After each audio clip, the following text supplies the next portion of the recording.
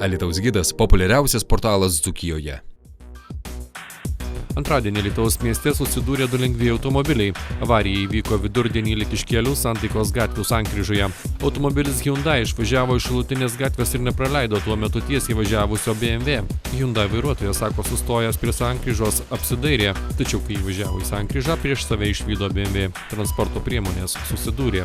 Smūgio būta stipraus, sudaužyta BMW markės automobilio priekinė dalis. Stipriai apgadintas ir Hyundai markės automobilis. Jo vairuotojas sako, kad automobilio remontuoti neverta.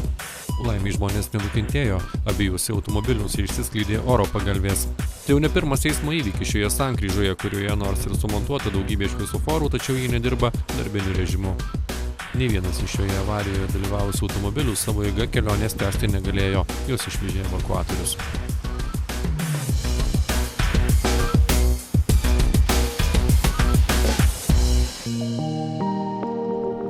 Alytaus gidas – populiariausias portalas Dzūkijoje.